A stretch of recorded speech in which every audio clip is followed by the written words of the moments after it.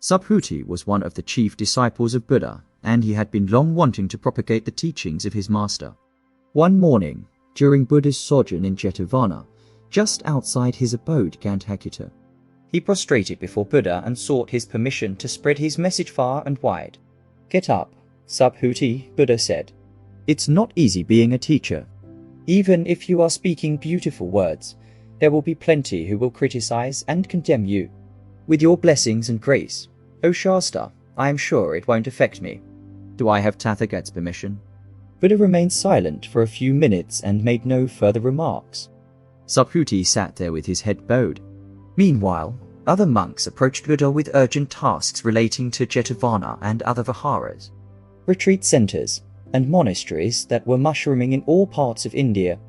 3 hours later, Buddha had his meal and went inside his cottage for his daily rest. A few more hours passed, and when Buddha emerged again for the evening discourse, Subhuti was still outside with his head bowed. "Subhuti," Buddha said, "you are still here. I thought you got your answer from my silence." "I'm not wise enough to know the meaning of Tathagat's silence, Lord." "No one is." Buddha smiled and assumed his lotus posture. "What if you go to a village to teach, Subhuti, and people choose not to listen to you? What would you do?" "I'll not mind, Lord, for I'll remind myself that at least they are not calling me names or accusing me." "What if they hat?" "I'll still smile, O Tathagat, for I'll remind myself that this is a small price to pay for spreading your message. That they may be doing much worse by abusing me physically." "And what if they do that and hurl stones at you?" "I'll still be okay with Tathagat's grace. I'll remind myself that at least they have not pinned me down and stabbed me." "What if they hat?" "I'll take heart thinking that they have not killed me." "And what if, Subhuti," Buddha asked in his usual detachment, "they do kill you?" "I'll be most happy, Tathagat," Subhuti replied, raising his head for the first time. Beholding the beautiful form of Buddha, with tearful eyes, he continued, "Other than dying by Tathagat's feet, I cannot think of a better nirvana than dying spreading Tathagat's message." "Subhuti," Buddha said, rising from his seat and embracing him, "you are fit to be a teacher. Morning was merely your test of patience. You have the spiritual attitude required to take on a great cause. In this wisdom of a lifetime, nothing else perhaps could spell any clearer. The three core virtues that define a person's spiritual attitude: patience, selflessness, and determination. In Subhuti's character, I also see a sense of gratitude and surrender. We can develop an unconditional spiritual attitude without cultivating patience and selflessness. Non-fulfillment of desires and expectations is often at the root of human suffering. Why don't people value me? Why doesn't my partner love me? Why isn't the world waiting for me? Why isn't my work appreciated? And so on.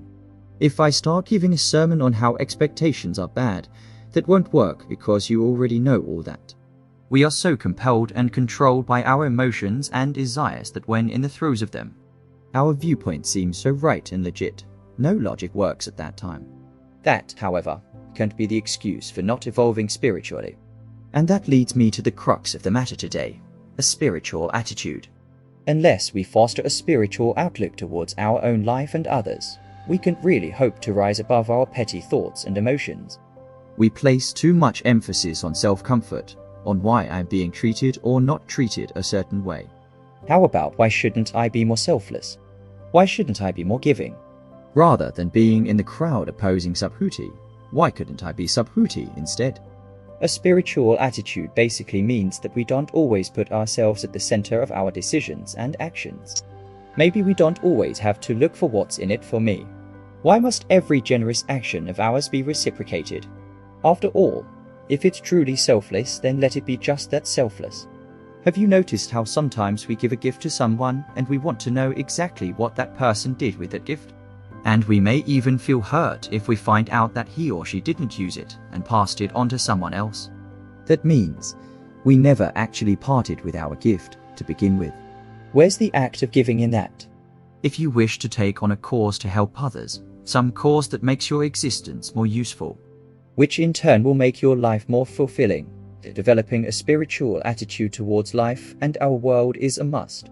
Which essentially means that just because the other person is hurting me, or people disagree with me and don't reciprocate, etc., are not good enough reasons for me to abandon patience, selflessness, and compassion. And sometimes, the only way of transcending your small personal issues is by devoting your energy to bigger ones. To worry or be careworn is our mula pravriti, inherent tendency. We may as well then worry about greater and altruistic causes than be bogged down by our own piddly issues. Mullah Nasruddin was taking a stroll with his friend when suddenly out of nowhere clouds began gathering in the sky. Before they knew it, it was raining in buckets. "Mullah," his friend shouted, "open your umbrella." "Thank God we have it on. This umbrella is no good." Mullah strained to speak under the onslaught of heavy rain. "It is full of holes." "Why on earth are you carrying it around then?" "How would I know it was going to rain?" Like Mullah, we carry around our baggage, our me first umbrella, thinking it would help us, insulate us, but it's full of holes. It can protect us or those around us, not from sunshine nor rain. No doubt, you have to take care of yourself, enjoy yourself, and so on, but to go through an entire lifetime doing just that is plain ignorance. It's certainly not spiritual, and it definitely won't be fulfilling.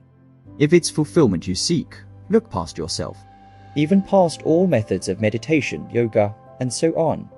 Methods don't necessarily lead to fulfillment, or they may help us become more mindful of our words, actions, and speech.